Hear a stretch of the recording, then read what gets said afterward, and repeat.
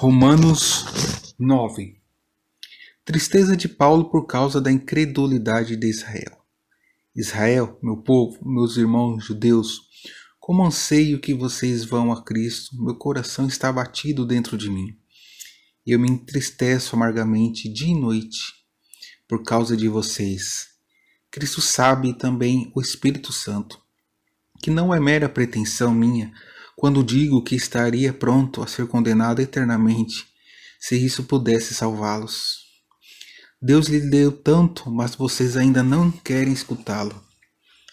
Ele tomou vocês como o seu povo especial escolhido e os dirigiu como uma nuvem brilhante de glória, dizendo-lhe quanto desejava abençoá-los.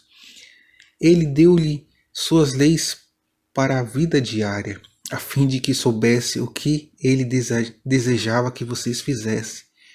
Permitiu o adorassem e deu-lhe promessas poderosas. Grandes homens de Deus foram os seus pais, e o próprio Cristo foi um de vocês, um judeu no que dizia respeito à natureza humana, ele que agora reina todo sobre as coisas. Glória a Deus para sempre. A liberdade absoluta da graça de Deus. Bem, então as promessas de Deus a seu povo judaico ficaram sem valor quando eles se recusaram a ser salvos? Naturalmente que não. Suas promessas são somente para aqueles que vêm a Ele. Só esses é que são verdadeiramente o seu povo. Apenas esses são judeus de verdade. Assim, vocês percebem que nem todo aquele que é nascido da família judaica é verdadeiramente judeu. O simples fato de terem vindo da descendência de Abraão não o faz, na verdade, filhos de Abraão. As Escrituras dizem que as promessas se destinam somente aos filhos de Abraão e Isaque e aos descendentes de Isaque, embora Abraão tivesse tido também outros filhos. Isso significa que nem todos os filhos de Abraão são filhos de Deus, mas somente aqueles que creem na promessa da salvação que ele fez a Abraão. Deus havia prometido, no próximo ano darei um filho a você e Sara. E anos mais tarde, quando esse filho Isaque já era adulto e casado, e sua mulher Rebeca estava para ter gêmeos, Deus disse a ela que Esaú, o filho que nasceria primeiro, seria servo de Jacó, seu filho gêmeo. Segundo palavras da própria Escritura, escolhi abençoar a Jacó e não Esaú. E Deus disse isso antes mesmo que a criança tivesse nascido, antes que tivesse feito qualquer coisa boa ou má. Isto prova que Deus está cumprindo aquilo que decidira no começo. Não foi por causa dos seus filhos fizeram, mas por causa do que Deus desejava e escolhera. Será que Deus estava sendo injusto? Claro que não. Deus já havia dito a Moisés, se quiser ser benigno com alguém, sê-lo-ei, e terei misericórdia de qualquer um que eu quiser. Assim, as bênçãos de Deus não são dadas só porque alguém decide recebê-las ao trabalhar arduamente para consegui-las. São dadas porque Deus tem misericórdia daqueles que Ele quer. Faraó, rei do Egito, foi um exemplo desse fato. Deus lhe disse que havia dado a ele o reino do Egito com o propósito mesmo de manifestar o terrível poder divino contra ele. Assim, o mundo todo ouviria a respeito do glorioso nome de Deus. Assim você percebe que Deus é benigno com alguns só enriquecê-lo e faz que outros se recusem a ouvi-lo. Bem, então por que Deus os culpa por não ouvirem?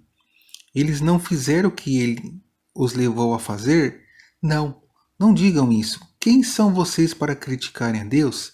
A coisa feita diria aquele que a fez. Por que você me fez desse jeito?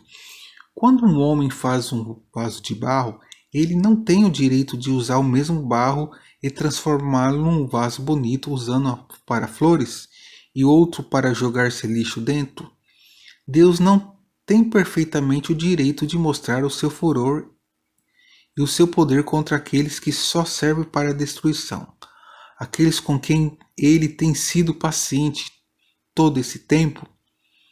E ele também tem o direito de tomar outros, tais como nós mesmos, que fomos perfeitos para que ele derramasse a sua glória em nós, quer sejamos judeus ou gentios, e mostrar-se benigno para conosco, de tal maneira que todos possam ver quão grandiosa é sua glória. Lembre-se do que a profecia de Oséias diz. Lá, Deus afirma que ele achará para si outros filhos que não pertencem à sua família judaica, e os amará ainda que ninguém jamais o tivesse amado antes.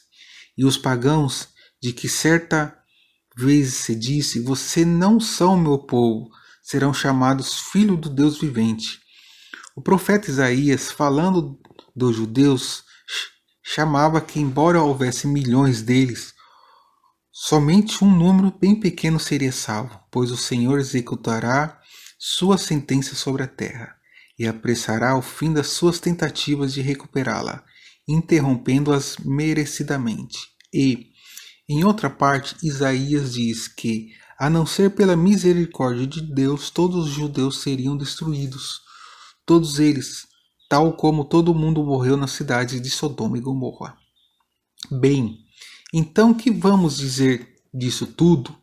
Tão somente isso, que Deus deu aos gentios a oportunidade de serem inocentados pela fé. Muitos, embora eles não estivessem realmente buscando a Deus.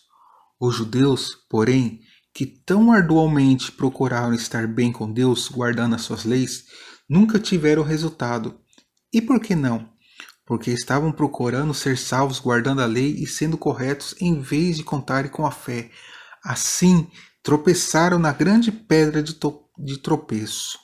Deus o advertiu disso nas Escrituras, quando disse: Eu pus uma rocha no caminho dos judeus, e muitos tropeçarão nela, entre aspas, Jesus. Todos quantos creram nele nunca ficarão decepcionados.